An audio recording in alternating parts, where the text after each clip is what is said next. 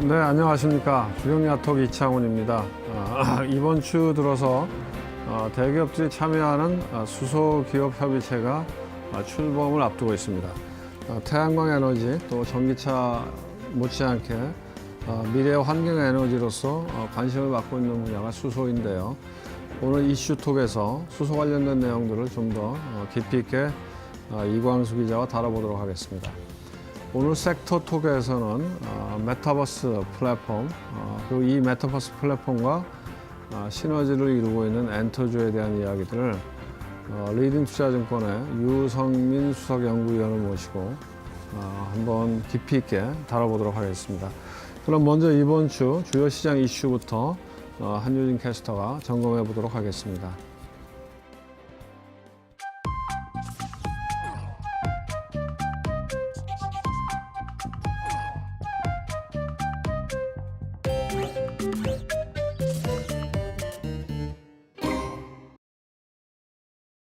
네, 이슈톡의 한유진입니다. 다시 또 한 주가 시작됐습니다. 여러분 이번 주 꼭 성투하시길 바라면서 지금 시장에서 꼭 주목해야 될 이슈는 무엇인지 이슈톡을 통해서 정리해드리도록 하겠습니다. 자, 먼저 첫 번째 이슈부터 살펴보시죠.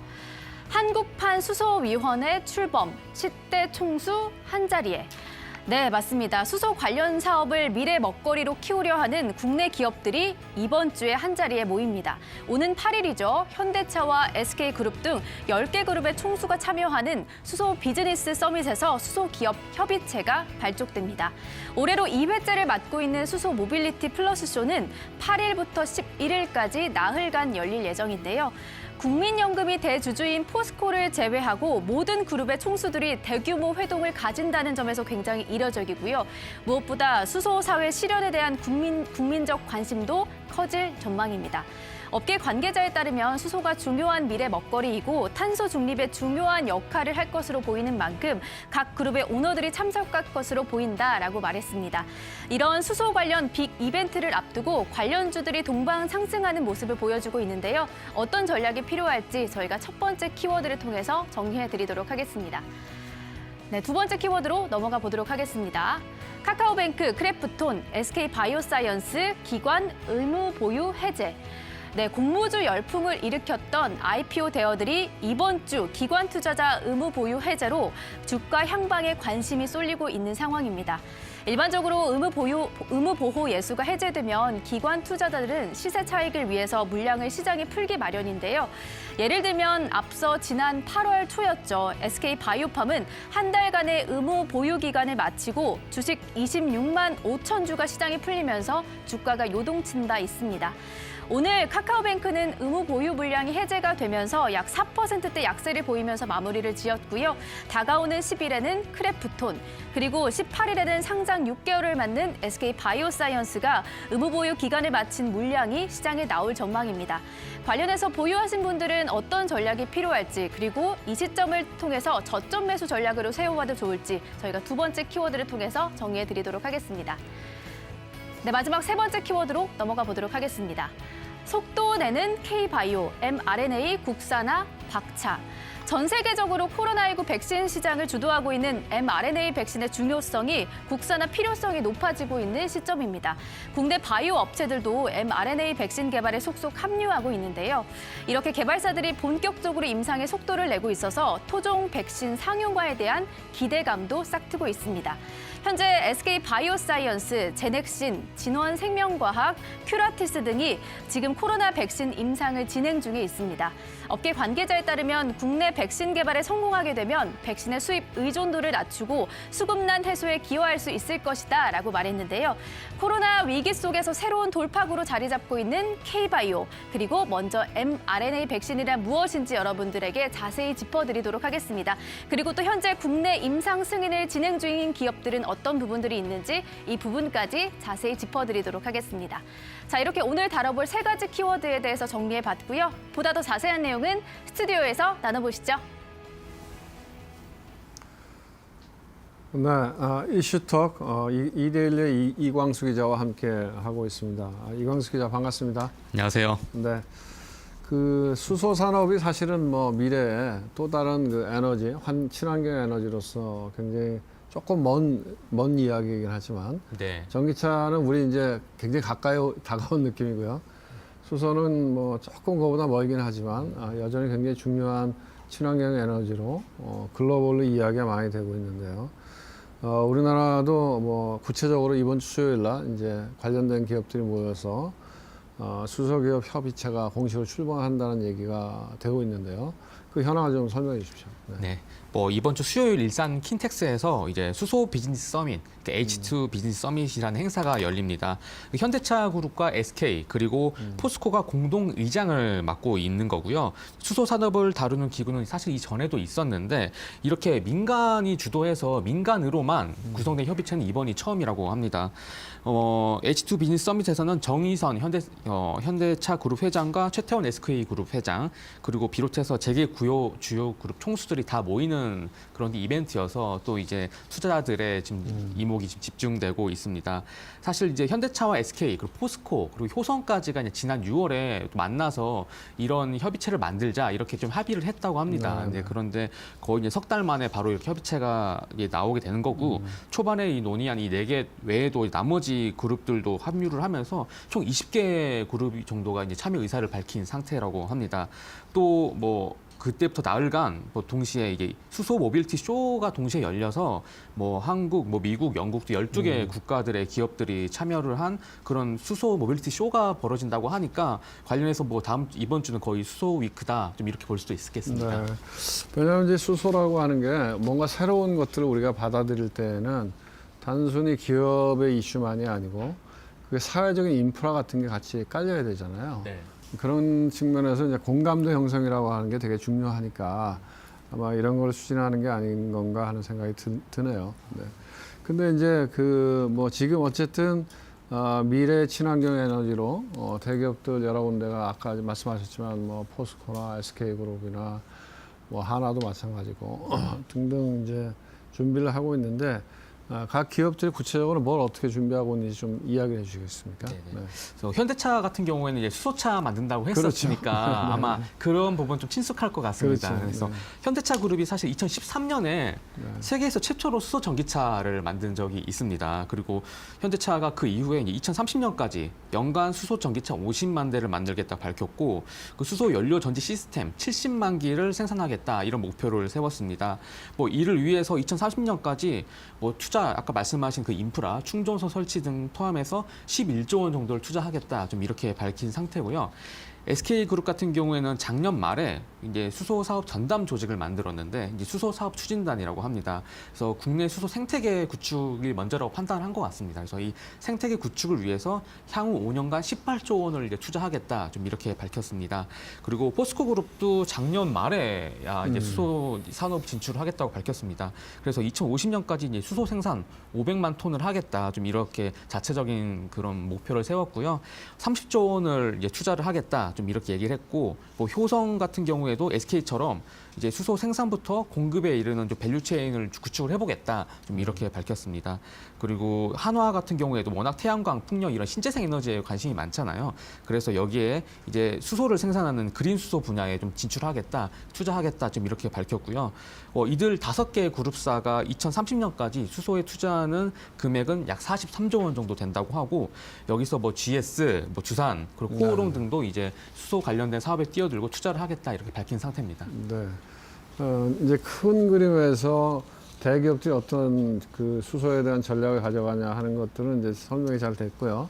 주식시장에서는 지금 어떻게 보면 대기업들의 주가의 움직임 좀 둔하니까 네네. 지금 관련된 중소형주들의 그 주가 움직임이 훨씬 더 탄력적일 것 같고 그런 맥락에서 시청자의 관심도 그 수소 밸류체인에서 한 자리를 차지하고 있는 뭐 중소기업이나 이런 데 대한 관심들이 많을 텐데요.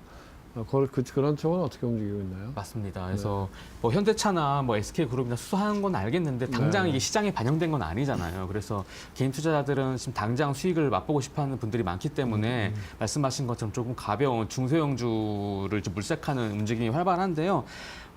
일단 수소 연료 전지 핵심 연료인 그 고분자 전해 질막이라는 이걸 생산하는 상하 프로탱크라는 그 기업이 있습니다. 최근 한 달 새 주가가 30%나 올랐고요. 예. 그리고 코오롱 인더스트리 물론 이제 뭐 대기업 계열사긴 하지만 상대적으로 이제 가볍기 때문에 여기도 마찬가지로 이제 그 접합제 수소 연료 전지의 일종의 접합체를 생산하는 곳이라고 합니다. 여기도 한 6% 정도 올랐고 주산 퓨얼셀, S퓨얼셀즈는 뭐 아주 투자들이 잘 알려져 있는 수소 관련 주잖아요. 여기도 이제 지난 한 달간 뭐 8% 정도씩 올랐다고 합니다. 그리고 최근에 상장한 일진 하이솔루스 여기 역시 이제 수소 연료 탱크 제조업체 중에서는 최초로 상장했고 유일한 상장사이기 때문에 여기도 지금 지난 상장한 이후로 지금까지 30% 정도 올랐다고 합니다. 그리고 뭐 평화산업도 이제 현대차의 수소차 핵심 부품을 공급하는 곳으로 잘 알려져 있는데 여기도 굉장히 한 70% 정도 올라서 지금 많이 오른 상태고 중소형주 중심으로 좀 이제 주가가 먼저 이동하는 그런 움직임을 보이고 있습니다. 네, 알겠습니다. 두 번째 주제로 한번 넘어가 보죠.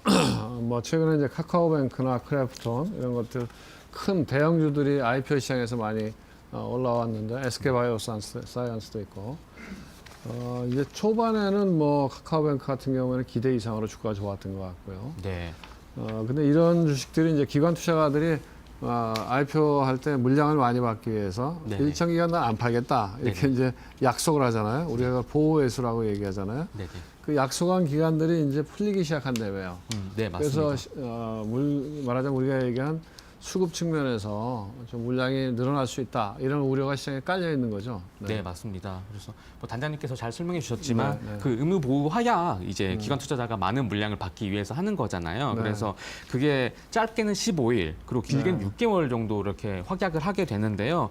이게 오늘 이제 카카오뱅크가 이제 풀렸고요. 오늘부터 시작으로 크래프톤, SK 바이오사이언스가 차례로 이제 의무 보유 확약이 이제 마친 그런 물량이 시장에 나오게 됩니다. 그러면 이제 어쨌든 이제 수급이라고 하는 게 굉장히 또 주가에는 단기적으로는 중요한 영향을 끼치거든요. 네. 그래서 IPO 시장에는 많은 개인 투자가들이 들어갔잖아요. 네. 그분들도 어쨌든 이익 실현을 하시고 싶어 할 텐데 이 기관 보호예수 물량이 풀리는 일정 이런 것들도 한번 설명해 주시고요. 네네. 그다음에 이제 과거에 실질적으로 이렇게 보호예수가 풀렸을 때 그 후에 주가가 어떤 흐름이 됐는지 그러면 이제 우리가 케이스를 보면 네네. 어떻게 될 것 같다 이렇게 예측하는 도움이 되지 않겠어요? 네, 맞습니다. 그런 얘기를 좀 같이 다 해주십시오. 네네, 알겠습니다. 네. 이제 카카오뱅크가 오늘 이제 보호예수가 풀렸는데, 사실 그 지난번에 우정사업본부에서 블록딜로 이제 카카오뱅크 지분을 이제 털어내는 바람에 사실 카카오뱅크에 대한 좀 분위기가 좋지는 않았었거든요. 그래서 외국계에서도 매도 리포트처럼 약간 이렇게 부정적인 리포트가 마침 또 나왔었고, 그래서 오늘 이제 4% 하락한 네. 것으로 해서 지금 4월 연속 하락세입니다. 그래서 기관 투자자들은 이제 카카오뱅크가 좀 고평가됐다, 좀 이렇게 평가를 하고 있는 것 같고요. 그런 시각이 많이 있죠. 네, 왜냐하면 카카오뱅크의 시가총액이 거의 40조 가까이 30몇 조인데 네네. 카카오뱅크 지분을 한 3분의 1 갖고 있는 한국금융지주 시가총액이 6조니까 네.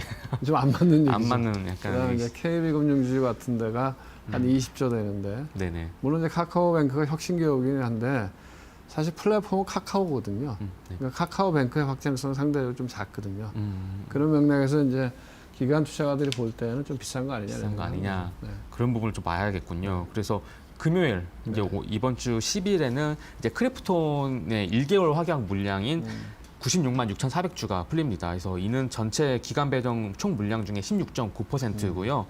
그리고 다음 주긴 한데 동시에 설명드리겠습니다. 다음 주 18일에는 SK 바이오사이언스 6개월 확약 물량인 393만 8,100주가 풀립니다. 이제 기간 배정 수량의 30%나 되는데 뭐 SK 케미칼 지분이 많이 있어서 상대적으로 뭐 영향이 크지 않을 것이다라는 전망도 있고 너무 많이 올랐기 때문에 단기에 그래도 네, 약간 네. 좀 단기적으로 좀 조정받지 않겠냐 이런 전망이 동시에 나오는데요. 이제 말씀하신 것처럼 그 SK 바이오팜 같은 경우에는 이제 그 6개월 의무 보유 기간이 해제가 되면서 10% 정도 이렇게 하락했던 이게 적이 있었는데 네. 또 같은 SK로 봤을 때 SK 아이 테크놀로지 같은 경우는 오히려 올랐어요. 그래서 하이브도 사실 이제 같이 블록딜이 아니라 그 의무보호 예수가 네. 풀렸을 때 오히려 올랐던 적이 있어서 이게 말씀하신 것처럼 이게 고평가됐는지 저평가됐는지 기관들이 봤을 때 그게 오히려 더 시장에 많은 영향을 주지 않을까 좀 이런 생각이 듭니다. 그렇죠. 그 일관적으로 얘기할 수 없는 게 보호예수 물량이 풀릴 때 주가가 많이 올라 있거나 고평가돼 있다고 하면 기관들이 팔 거고 네네. 뭐 그렇지 않은 경우에는 오히려 뭐 새로운 매수 세력도 들어올 수도 있고 제 기억으로 하이브 같은 주식들은 네네. 보호예수 물량이 있었던 기관도 있지만 그 전에 워낙 그 세컨더리 마켓에서 프라이빗 에쿼티나 벤처 같은 데가 들고 있는 원래부터 들고 있어서 보호예수 안에 드는 물량들이 많았기 때문에 상장 이후에 아마 좀 주가가 눌렸을 거예요. 아. 네. 그러니까 이제 그 이후에는 튀어나갈 수 오히려 있지 않나. 올라갈 수 있는. 네. 그래서 그렇군요. 뭐 일률적으로 얘기하기는 어렵고 주가가 많이 올라 있거나 뭐 수급에 부담 있는 종목들은 조정을 받을 거고 그렇지 않은 것들은 별 영향이 없을 거고 그렇게 할까 싶네요. 네네.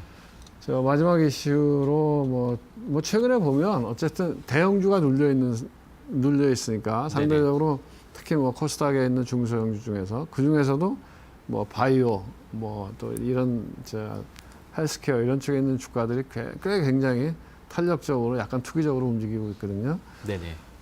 거기 테마 중에 하나가 이제 mRNA 백신인 것 같은데요. 네, 맞습니다. 파이자나 모더나 같은 거죠. 우리나라에서도 이제 mRNA 백신을 하겠다 이런 데가 좀 기술력이 있는 데가 있다고 튀어나오는 거죠. 네, 맞습니다. 네, 네. 그래서 백신 개발하는 곳들은 지금 한 7곳 정도 됐다고 네. 봤는데 이제 mRNA 백신은 사실 없었는데 이제 mRNA 물론 큐라티스라고 있었지만 이제 네. 상장사가 아니니까요. 그래서 mRNA 백신으로 개발하겠다 이런 그 기업들이 지난주에 일제히 발표를 하기 시작했습니다. 그럼 뭐 이 mRNA가 뭐냐 이렇게 궁금하신 분들 많을 텐데 이게 이제 코로나 바이러스의 정보가 담긴 설계도를 사람 몸속에 넣는 그런 기술입니다. 그래서 원래 저희가 일반적으로 알고 있는 백신은 바이러스를 좀 약하게 해서 그 약한 바이러스를 이제 몸에 주사를 해서 이겨내게 만든 다음에 그 기록을 이제 몸에 남기는 거잖아요. 그런데 이 mRNA 백신은 이제 그런 바이러스를 넣는 것이 아니라 그 설계도, 이겨낼 수 있는 설계도를 몸에 넣는다. 좀 이렇게 분석할 수가 있고요. 그래서 이게 지금 뭐 코로나19 백신으로 개발돼도 다른 걸로 좀 활용될 수 있는 그 mRNA가 원천 기술 같은 거기 때문에 이걸 개발하면은 앞으로 향후 백신 개발할 때 너무 뭐 치료제나 백신 할 때 너무 좋다. 좀 이런 기술로 평가되고 있고요. 이 화이자와 모더나가 말씀하신 것처럼 원천 기술을 보유하고 있고 또 미국 주식 투자하신 분들 많으실 텐데 모더나 같은 경우에는 종목 코드가 mRNA예요. 그래서 이 mRNA만을 위한 그런 정말 바이오 벤처 기업이다. 좀 이렇게 볼 정도로 그 전 세계적으로 바이오 기업들은 mRNA 기술에 좀 굉장히 집중되고 있고 개발을 하려고 있는 상황인데 이제 국내 기업들도 이제 이 mRNA를 활용해서 코로나 백신 만들겠다. 좀 이런 상황입니다. 네. 그럼 국내 진행 상황은 어떻게 되고 있어요? 네, 이제 그 국내 기업 중에 상장사 중에서 아이진이라는 곳이 이제 지난달 식약처가 31일에 공개를 했는데요.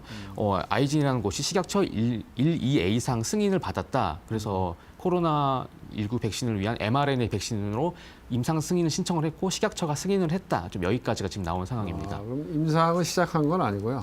네, 이제야 1,2A상을 이제 승인을 받았다. 그 이제 임상- 일상 이상을 시작하겠다. 네, 맞습니다. 그래서 그럼 시간은 좀 많이 걸릴 것 같은데. 네, 시간이 많이 걸릴 것 같습니다. 그래서 코로나19 상황이 워낙 위급하다 보니까 이게 1상과 2상을 동시에 진행하겠다. 좀 이렇게 네, 밝힌 네. 상황이고요. 큐라티스라는 곳이 이제 임상을 지금 진행을 하고 있는데 이제 지금 아마 상장사가 아니어서 이제 개인 투자자분들이 직접 투자하기는 좀 어려우실 것 같고 또 예스티팜이라는 곳도 이제 그 상장사 중에 있는데 역시 mRNA 백신 후보 물질을 이제 우리가 발견을 했다. 좀 이렇게 밝혔고요. 이미 지금 뭐 1상은 신청한 상황이라고 하고 아직 승인 신청은 안 나온 것 같은데요. 뭐 내년 6월에 조건부 승인까지 나가겠다. 좀 이렇게 중장기적인 플랜을 밝힌 상태입니다. 그래서 뭐 이 mRNA 백신이 사실 시간이 오래 걸릴지라도 앞으로 이 기술을 가지고 있으면은 시장에서 이 기술을 가진 것만으로 평가를 할 수 있다고 하니까 좀 지켜보시면 좋을 것 같습니다. 지금은 기대감이 많이 반영되는 타임인 것 같고요. 네, 그래서 맞습니다. 이게 뭐 이 기자님 얘기 들어보니까 실제로 이게 가시화되기까지 시간이 많이 걸리니까 그 중간에 시장의 기대감이나 테마가 되면 오르고 네네. 아니면 또 빠지고 이런 과정들이 많이 왔다 갔다 할 것 같습니다. 왔다 갔다 할것 같습니다. 네, 네. 이강수 기자님 오늘도 좋은 주제로 말씀 잘 들었습니다. 다음 주 월요일에 또 뵙겠습니다. 네, 알겠습니다. 고맙습니다. 감사합니다. 네.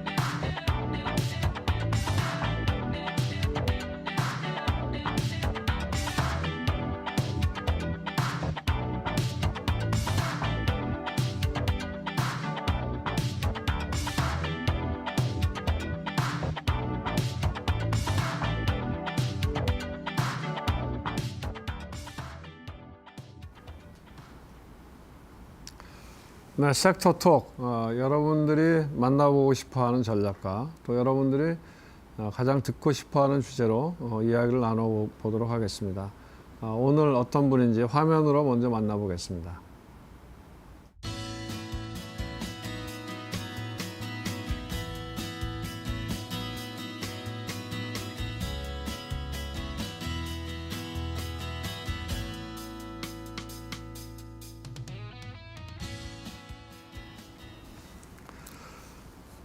네, 오늘은 그 리딩투자증권의 유성만 수석연구원님을 모시고요.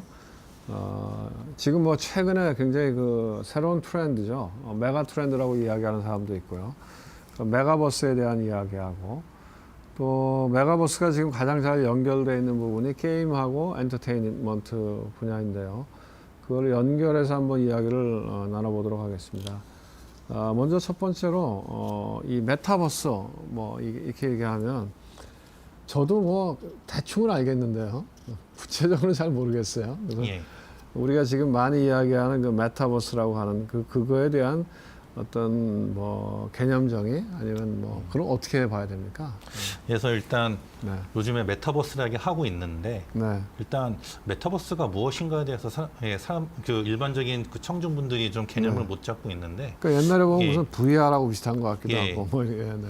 그러니까 일종의 뭐랄까요? 메타버스에 대해서 그러니까 현실 세계를요. 가상 세계에 네. 투영시켜서 네. 현실과 같은 가상 세계 이렇게 말할 수도 있고요. 아니면 현실과 가상 세계 두 개가 서로 공존하는 멀티버스를 할 수 있겠죠. 이렇게도 가능합니다. 근데 요거는 좀 메타버스를 바라보는 시각 차이인데요. 네. 저 같은 경우는 개인적으로 메타버스로 해서 완전히 100% 가상은 아니고 저는 현실과 가상을 이어주는 멀티버스라고 저는 좀 이쪽으로 나아가야 된다고 판단하고 있는데 하여튼 네. 아직 메타버스에 대해서는 여기 화면에도 나오지만 이렇게 뭐 나름의 정의나 이런 게 있지만 아직 이 구체적인 개념이 지금 정립되고 있는 단계입니다. 그렇다고 하면은 이게 굉장히 아직까지 큰 트렌드의 초기 단계라고 우리가 이해할 수 있는 거네요. 예, 맞습니다. 예. 그러면은 사실 주식 투자하는 사람 입장에서는 굉장히 관심을 가져야 되는 분야죠. 맞습니다. 그래서 뭔가 예. 트렌드가 누구나 다 확연하게 알게 되면 그러면은 이미 주가에 많이 반영이 되어 있는 거고. 예. 근데 이게 이제 초기 단계이면 아직 이제 반영되기 시작하는 거니까 예. 이게 메가 트렌드가 될 수 있는 거죠. 예. 어떻게 보십니까? 이 메타버스라고 하는 게 테마인 것 같아요? 아니면 이게 한 몇 년 동안 지속되는 메가 트렌드인 것 같습니다. 예, 그래서 하는 게 네. 말씀 질문이 메타버스가 주식시장에 항상 수없이 나오는 네. 뭐 단기에 뭐 한 달이나 뭐 두세 달간은 테마냐 네, 네. 아니면 이게 진짜 10년에 한 번 오는 예를 들면 뭐 2000년에 IT 뭐 네, 네. 2010년에 뭐 지금에는 이게 최소한 10년 단위로 오는 큰 테마냐 이건데 저는 후자입니다. 이거는요. 10년 아니죠. 어찌 보면 10년 그 이상에 한 번 올까 말까 하는 이거는 큰 트렌드라고 저는 보고 있습니다. 이유에 대해 말씀드리면요.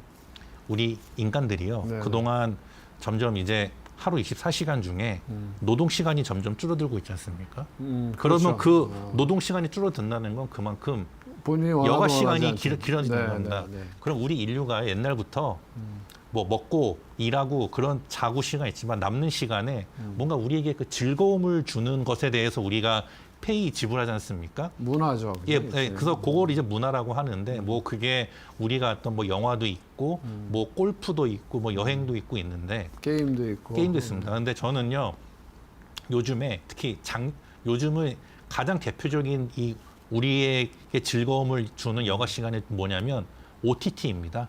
흔히 말하는 넷플릭스, 뭐 디즈니 네, 플러스, 네, 뭐 그리고 뭐 왓챠, 뭐 티빙. 그래서 이게 작년부터 우리가 코로나 시대가 왔지 않습니까? 아마 여러분들 이런 말씀 많이 본인들도 하시고 들었을 거예요. 야, 작년 기준입니다.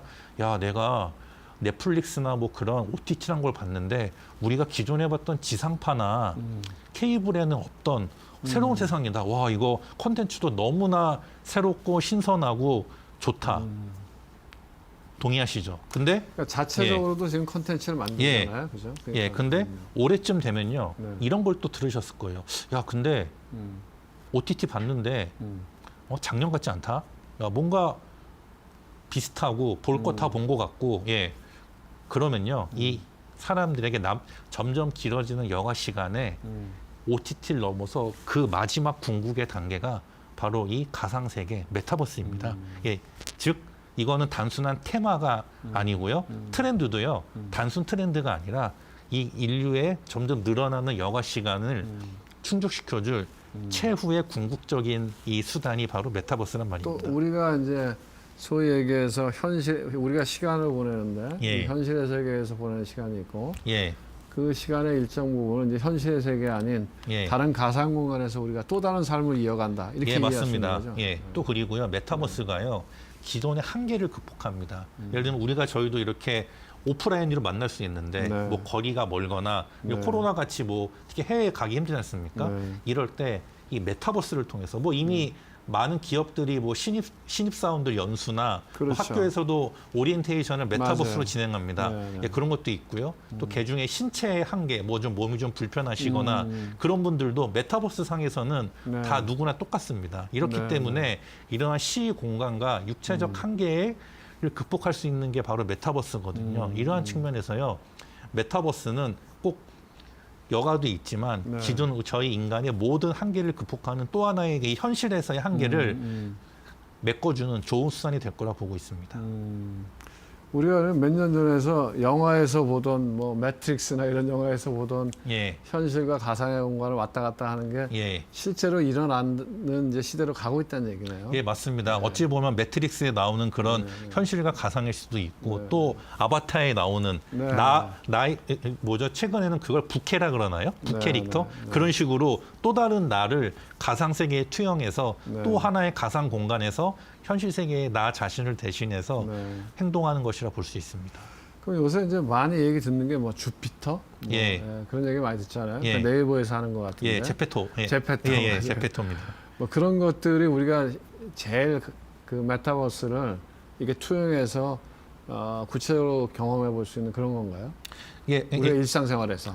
그러니까 이제 제페토 같은 건 주로 이제 10대 분들이나 외국인 유저들이 네. 좀 이렇게 주로 하는 활동하는 그런 이제 메타버스 플랫폼인데요. 네. 주로 이런 뭐 엔터 쪽에서 일단 많이 사용됩니다. 그래서 뭐 이제 근데 그게 가장 지금 메타버스 플랫폼 중에서는 우리 한국에서는 가장 좀 이렇게 현실적으로 현실화돼 있고 상용화된 플랫폼인데 물론 그것도 아직 개선의 여지는 있습니다. 그렇지만 네. 일단 제페토 같은 경우가 일단 뭐 국내에 그 네이버 쪽에 투자가 돼 있어서요. 이게 가장 지금 돼 있고 또 이제 최근에 이제 그거 제페토를 비롯해서 좀 각종 플랫폼들이 지금 구축을 진행하고 있습니다. 네. 이 메타버스 뭐 이렇게 하면 제가 듣기에는 뭐 이제 미국 같은 경우에는 무슨 게임 회사 그죠? 예. 뭐그 이름이 뭐였죠? 게임 회사라면? 로블록스입니다. 그렇죠. 예. 네. 그리고 뭐 페이스북이 가장 먼저 앞서 나간다 이런 얘기 예. 있는데. 네. 그러니까 페이스북은 어떤 형태로 해서 이 공간으로 들어가는 거죠? 예, 그러니까 이제 페이스북 같은 경우는요. 그 주커버그 의장이 네. 5년이 지나면 5년 안에 이제 페이스북은 메타버스 세상으로 들어간다고 했습니다. 근데 이제 물론 페이스북이 정확하게 어떤 방향으로 갈지는 봐야겠지만 역시나 비슷합니다. 거기에 보나마나 VR이나 AR 이런 걸 접목하고 그 안에서 각종 콘텐츠를 생산하고 유통이 가능하고 또 이제 페이스북은 이제 페이스북이나 인스타그램 이런 게 있기 때문에 네. 이런 게 다 혼합된 그러니까 이런 2차원 평면을 넘어서 새로운 이런 4차원 세계에서 새로운 세계를 열려고 하는데 정확하게 정말 톡 꼬집어서 어떻게 간다고는 아직 그건 좀 지켜봐야 됩니다. 예. 그러니까 저도 이제 페이스북을 하는데 이게 예. 페이스북이라고 하는 게 2차원적이잖아요. 텍스트잖아요. 그죠? 예. 그거를 3차원 공간으로 조금 이렇게 비주얼을 바꾼 것들이 이제 인스타그램인 것 같고. 예. 근데 이제 메타버스라고 하는 공간은 사실은 거기서 내가 아바타를 놓고 뭐를 예. 체험하기도 하고 뭐가 내가 액션을 할 수도 있잖아요. 그죠? 예. 그런 면에서 좀 다르겠다. 그리고 좀 진보해 나가겠다는 생각이 들더라고요. 이 투자하는 사람들 입장에서 보면 뭐 최근에 이제 메타버스 이 컨셉 하나로 주가 막 10배씩 오른 종목들도 많이 예. 나왔고 실제 이 메타버스가 이렇게 앞으로 이제 말씀하신 대로 이게 메가 트렌드로 된다고 하면 그 안에서 밸류 체인이 형성될 거 아니에요. 예. 비즈니스 밸류 체인이. 예. 그 비즈니스 밸류 체인은 어떤 모습으로 형성이 되는가요? 예, 그래서 일단 크게 네. 좀 몇 가지로 나눠볼 수 있는데 화면에도 제가 좀 분류를 해왔는데 네, 네. 첫 번째 메타버스에 관련된 기술이 있습니다. 주로 네. 일단 뭐 기존의 특수 효과 이런 네, 쪽 네. 하던 쪽이 이제 뭐 자이언트 스텝, 위지빅 스튜디오, 덱스터, 알체라 뭐 이런 데입니다. 예를 들면 뭐 알체라 같은 경우도 이 AI 안면 인식 기술을 가지고 관련된 이 제페토라는 데가 메타버스를 구축하고 있고요. 뭐 그런 식입니다. 그 다음에 또 하나는 플랫폼 구축입니다. 뭐 바이브 컴퍼니 같은 경우는요. 예를 들면은 이제 디지털 트윈이라 그래서 예를 들면 뭐 아파트 단지를 조성하면요. 네.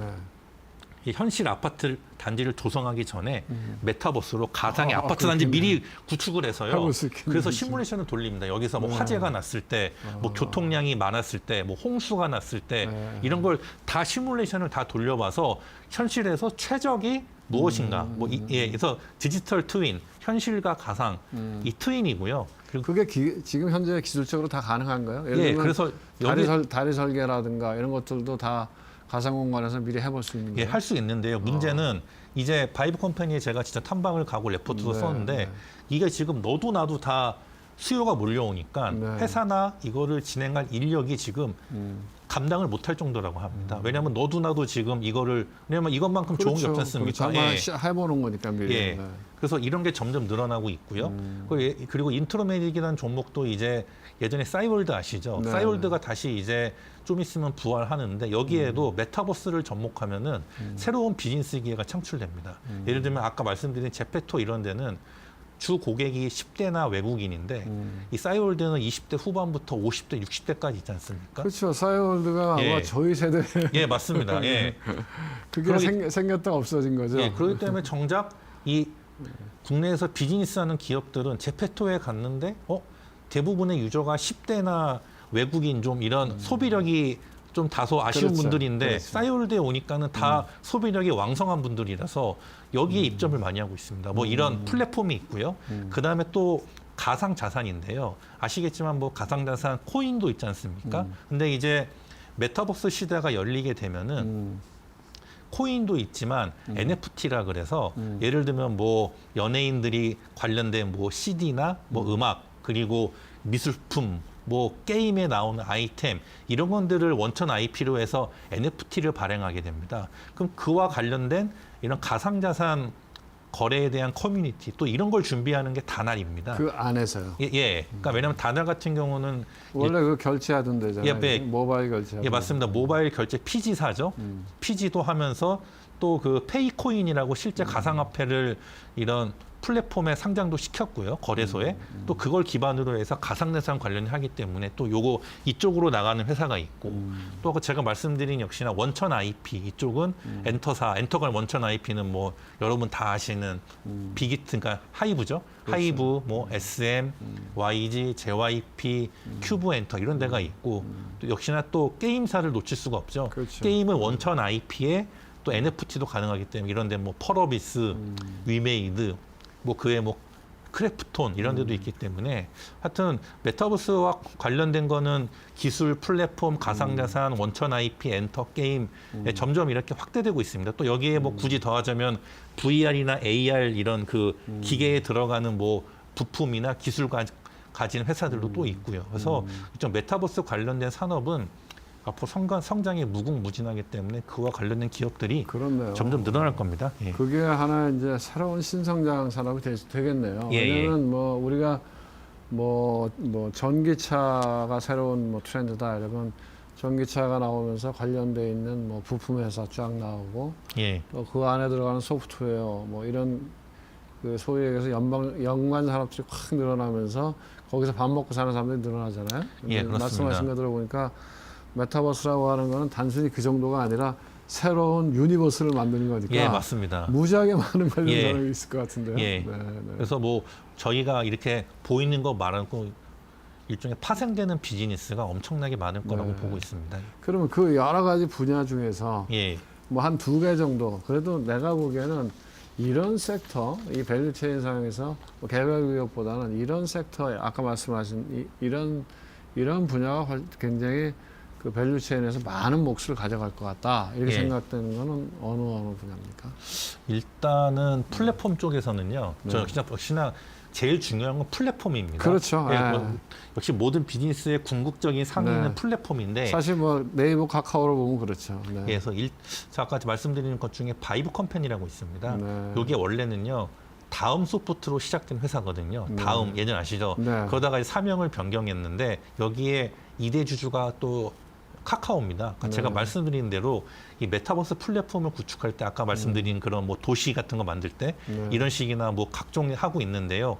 이렇게 하다 보면 결국에는 메타버스 플랫폼 구축에 있어서 바이브 컴퍼니 같은 기업이 상당하게 큰 역할을 하고 또 향후에 또 2대 주주인 또 카카오하고 또 카카오 그룹도 뭔가 메타버스 플랫폼 구축에 나서면 네. 한번 바이브 컴퍼니가 한번 그와 관련해서 네. 뭐 크게 한번 수혜가 있지 않을까 일단 이렇게 보고 있고 네. 두 번째는 다날인데요. 네. 역시나 메타버스 하면 플랫폼도 있지만 그의 네.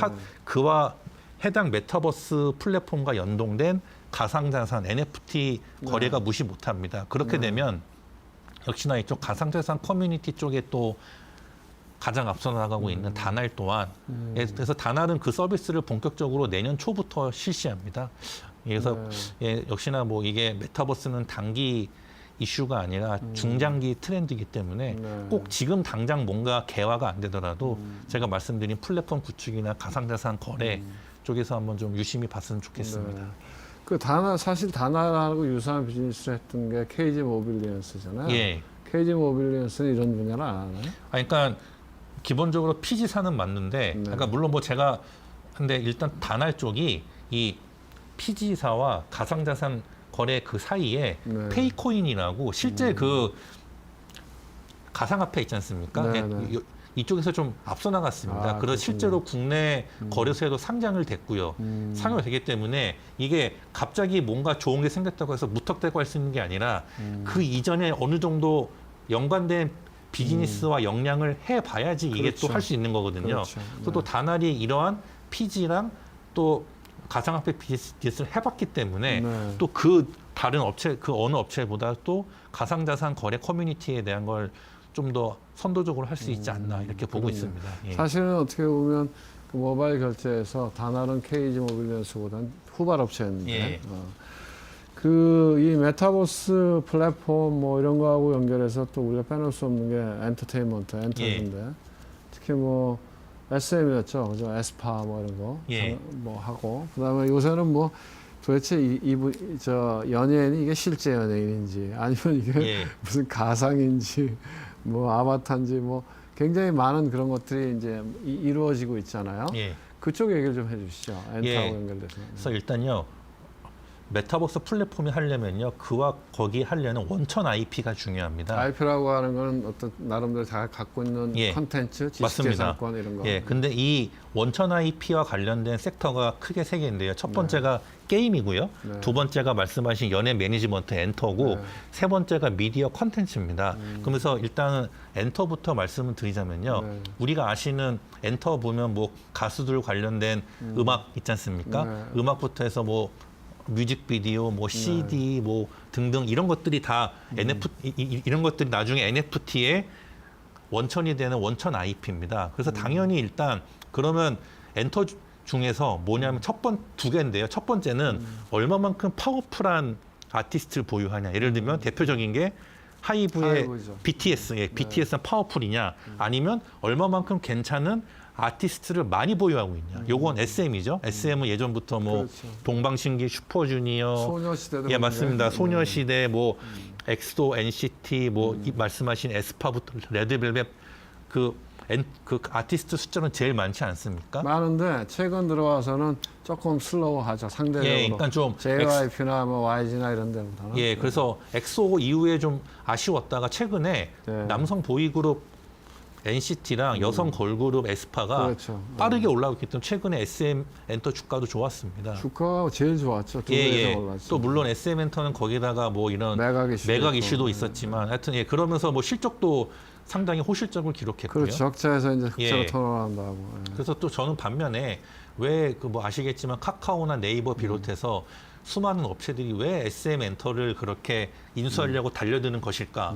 이걸 보면은 제가 말씀드린 IP가 많이 있는 거 아니에요? 예, 결국 말씀하신? 메타버스를 구축해야 되는데 그러면 원천 IP가 하는데 SM 엔터는 파워풀한 아티스트들도 있는데 그 숫자까지 많습니다. 역사가 길잖아요. 예, 또 역사도 길고 또 SM이란 인지도의 그 강력한 팬층, 팬덤이죠. 거기다가 또 자체 육성 시스템 때문에 또 지금은 아직 우리 눈에 보이지 않지만 미래의 이런 그 K-팝을 이끌어갈 또 남자, 여자 걸그룹, 보이그룹들이 많기 때문에 그 예비들이 많기 때문에 이런 것을 다 봤을 때 충분히 비싼 돈을 지불하고도 인수를 하면 향후에 메타버스 시대가 개화되면 네, 네. 이거는 그 이상 몇 배, 몇십 배의 이런 아웃풋을 낼 수 있지 않겠는가. 그렇죠. 예. 왜냐하면 최근에 유키즈 온 더 블록인가 거기에 예. 소녀시대가 나왔던데 예, 뭐 우리 같은 사람한테는 레트로 감성을 불러일으키는 예, 거죠. 좀 열심히 잘 봤어요. 그러니까 그런 면에서 얼마나 그 IP를 많이 갖고 있느냐 무지하게 예. 중요할 것 같고요.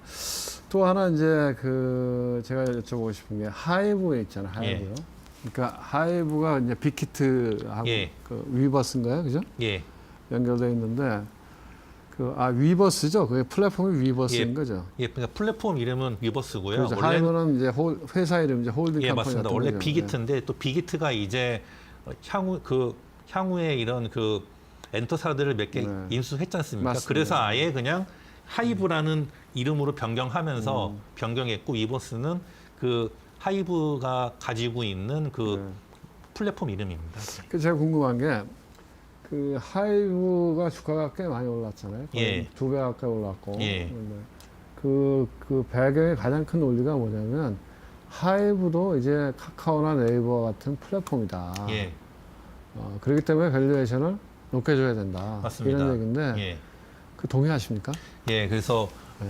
일반적으로 연예 매니지먼트, 그러니까 네. 전통적인 엔터주죠. 그러니까 SM, YG, 뭐, JYP 예. 이런 데가 보통 멀티플을 받으면 한 20배 중반, 26배에서 많아봤자 40배 막 네. 아주 많아봤자 50배가 안 됐는데요. 네. 근데 이제 하이브 같은 경우는 벌써 50배를 넘고 뭐 60배, 70배 이런데 이유가 뭐냐면 말씀하신 대로 물론 연예 매니지먼트 본업에도 BTS라는 이 단군 그렇죠. 이래 최고의 예, 그렇죠. 그룹이 엄청난 있고 거죠. 또 그 밑에 세븐틴이라고 내일의 BTS 그러니까 이게 BTS뿐만 아니라 차세대 BTS는 이제 세븐틴이거든요. 거기도 인수를 해서 하이브가 가지고 있고 그 외에도 제법 아티스트들이 많지만 이 시장에서 멀티플을 많이 받는 이유 중에 바로 위버스라는 플랫폼이 있기 때문입니다. 예. 그래서 저는요 여기에 대해서는 동의를 합니다. 근데 하나 또 보셔야 될 게 지금이야 그렇지만 또 하이브의 가장 이슈 중에 하나가 뭐 BTS가 군대 언제 가는 거. 맞습니다. 예, 뭐 그런 것도 있고요. 네. 또 과연 위버스란 플랫폼이 그래서 얼마만큼 성장을 할 수 있겠느냐. 물론 이제 올해 뭐 이타카 홀릭스 인수해서 저스틴 비버나 아리아나 그란데가 네. 하이브랑 같은 식구가 됐고 이 저스틴 비버, 아리아나 그란데라는 네. 최고의 팝스타들도 위버스에 입점을 하고 또 YG 엔터의 블랙핑크도 입점을 했지만 이게 얼마만큼 성장해 나갔는데요. 결국 이 위버스 같은 경우도 얼마만큼 빨리 메타버스 플랫폼으로 진화를 하고 이런 거에 대응을 해서 시장을 선도할 수 있느냐 여기에 따라서 이 멀티플을 유지하고 심지어 더 그 이상의 멀티플을 받을 수 있는지 이거는 좀 더 지켜보셔야 될 것 같습니다. 그럼 위버스 같은 그 공간들이 그게 자체적인 그 예를 들면 그 메타버스 공간을 만들어서 나갈 거라고 보시는 건가요? 예, 그러니까 일단 지금 하이브 그러면 쪽 만약에 그렇게 되면 그 안에서 뭐 빅히트나 뭐 블랙핑크나 이런 그룹들이 거기서 막 공연도 하고 예, 응원도 팔고 예. 그럴 수 있겠네요. 그 그러니까 세계에서. 일단 뭐 이거는 회사의 비즈니스 향후 계획이니까 제가 뭐라고 콕 집어서 그러니까 말은 못 하겠는데 우리가 예상을 해보는 거죠. 예를 들면 이런 겁니다. 네. 이제 코로나가 다 끝났어요. 코로나가 끝나고 정상적으로 이제 콘서트를 합니다. 예를 네, 들면 뭐 우리 그 잠실 주경기장에서 네. BTS가 공연을 하는데 오프라인으로 6만 명이 모였습니다. 6만 명은 우리가 한 데도 티켓값 11만 원 정도 내고 정식 표를 사서 공연을 봅니다. 근데 메타버스 AR, VR을 활용해서 위버스에 들어가서 정식 표가 그게 한 11만 원보다 좀 싼 한 4만 5천 원 정도 돈을 내고 동시간대. 동시에 글로벌에서 한 200만 명 정도가 같이 본다. 예, 예. 메타버스로 해서 마치 내가 지금 VR, AR을 끼면 잠실 주경기장에 있는 듯한 그런 식으로 공연을 봅니다. 아, 그건 또 대단할 것 같습니다. 예, 현실에 대해서 또 잠실에 가신 분들은 거기서 굿즈라 그래서 뭐 응원봉 사지만 또 이거 온라인 콘서트에 참석하신 분들도 역시나 구매도 하고요. 근데 이 굿즈 같은 것도 오프라인뿐만 있지만 또 온라인 굿즈도 좀 더 싸게 해석합니다. 이런 식으로 현실과 네. 가상이 동시에. 연동되는 동시 비즈니스 모델이 가능하다 이 말이죠. 기술적으로 가능해요. 기술적으로. 그러니까 이게 네. 최근에 보면요, VR, AR이 옛날에는 딱 쓰면은 뭔가 거북한 게 있었는데 그게 점점 기술이 발전되면서 자연스러워지고 있습니다. 꼭 요건 좀 다른 얘기지만 게임 같은 경우도 예전에는 그냥 이렇게 쓰면은 화면만 3D 같았지만 이제는 진동이나 이런 거 예를 들면 뭐 격투를 하면 진짜 요거 기구를 착용하면 진동이 느껴질 정도로 예, 점점 이 VR, AR이나 이 가상 기술이 점점 발전하기 때문에 이렇게 좀 시간이 흐르면 어느 순간 이 메타버스에 접속을 하면 물론 100% 현실 같지는 않겠지만 현실에 버금가는 준하는 그러한 이 느낌과 감동을 진짜 얻을 수 그럼요. 있지 않을까 예, 보고 왜냐하면 있습니다. 지금 뭐 그런 건 아니지만 뭐 베를린 필하모니나 예. 아니면 메트로폴리탄 뭐 오페라 이런 거 하면 예, 그 동시간대에 예, 극장에 가서 돈 내고 우리가 볼 수 있잖아요. 네, 물론 맞습니다. 이제 그게 이렇게 3차원은 아니고 평면 공간이긴 예. 하지만 그러니까 그게 이제 어떤 가상 공간 속에서 우리가 3차원으로 경험할 수 있다 그러면 예, 대단한 거죠. 예, 맞습니다. 뭐 그런 음악도 그렇고 네. 하다못해 뭐 영국도 그렇고 하다못해 여행도 있지 않습니까? 네. 우리가 뭐